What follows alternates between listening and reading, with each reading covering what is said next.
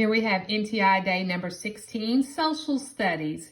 Okay, this is a passage that I'm going to read to you, and then you're going to have some questions to answer over the passage. Worlds apart. Build on what you know. When people have very different ideas from one another, it can seem as if they live in separate worlds. In the early 1800s, the South and the North were worlds apart from each other in many ways. Okay, slavery in the United States. Slavery grew, the main idea is slavery grew in the South after the invention of the cotton gin. Slavery had a long history in the United States. The 13 colonies had all allowed slavery, though slaves were less common in the North than in the South. After the War for Independence, several northern states passed laws to abolish or end slavery. Southern states chose not to. At the Constitutional Convention, some delegates tried to stop slavery in all states. As one delegate said, slavery did not fit with the principles of the Revolution. The growth of slavery. George Mason, a slave owner from Virginia, called slavery a national sin. Delegates at the Continental Congress could not agree to end slavery. Many hoped that it would soon die out. However, changes in Southern farming caused slavery to grow in coming years. After the invention of the cotton gin in 1793, Southern farmers wanted more enslaved people to work in their cotton fields. The cotton gin made cotton much easier to produce. At the same time, the value of cotton was rising. New textile mills in Britain and New England needed more cotton, and the South could grow it. Cotton became the South's most important crop. By 1840, the South was growing most of the world's cotton.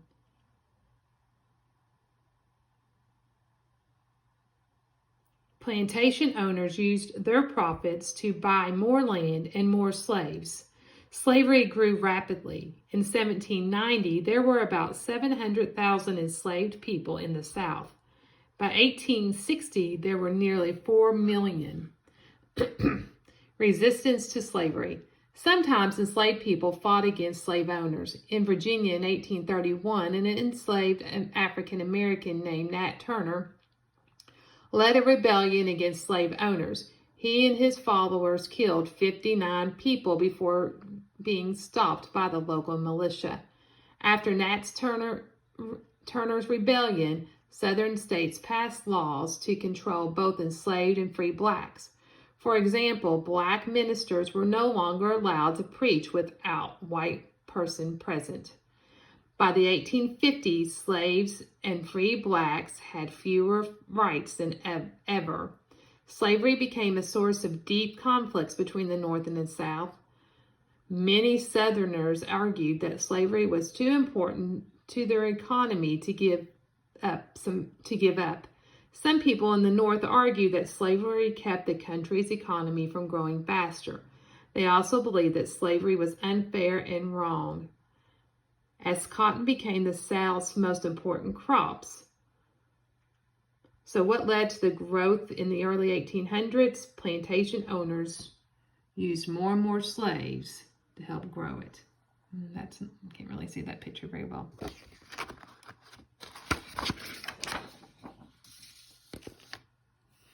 Okay, here's a bar graph of manufacturing between 1820 and 1840. Can't really distinguish between the North and the South there because the picture is awful dark.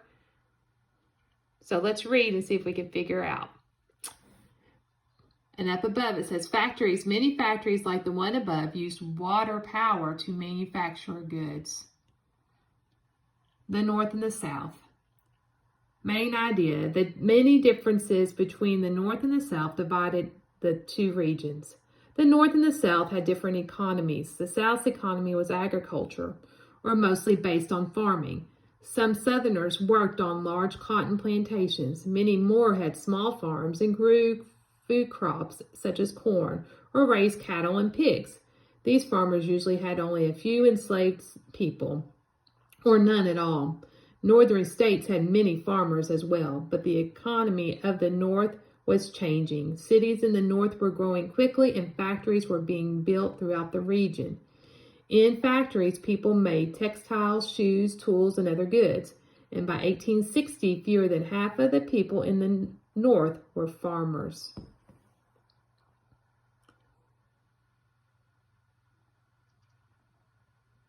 The tariff. The different economies in the North and South led to disagreements between regions about tariffs. A tariff is a tax on importing goods. Between 1860 and 1832, Congress passed high tariffs on goods made outside the country. British textiles, for example, became very expensive. The only cloth most people could afford came from the mills of New England. Congress used tariffs to help American manufacturing. Tariffs were good for Northern industry, but they did not help the South, where there was less industry. Southerners, like all consumers, had to pay higher prices for manufactured goods they wanted, such as steel and cloth. When prices of these goods went up, Southerners blamed it on the tariffs in the North. State rights. One Southerner who argued against tariffs was John C. Calhoun of South Carolina. Calhoun was vice president in 1828. He believed the Constitution did not allow the federal government to create tariffs. He argued for the states' rights. State rights is the idea that states, not the federal government, should make the final decision about the matters that affect them. Calhoun believed the states had the right to veto tariffs. State rights became popular in the South. Disagreements over slavery, tariffs, and other economic issues increased sectionalism in the North and South. Loyalty to one part of the country is called sectionalism. As conflicts grew, it seemed that many people cared more about their own section of the country than the country as a whole. Tariffs made prices on tariffs made prices on certain goods high. Okay, there's a picture of John C. Calhoun. He became U.S. Senator after serving as Vice President.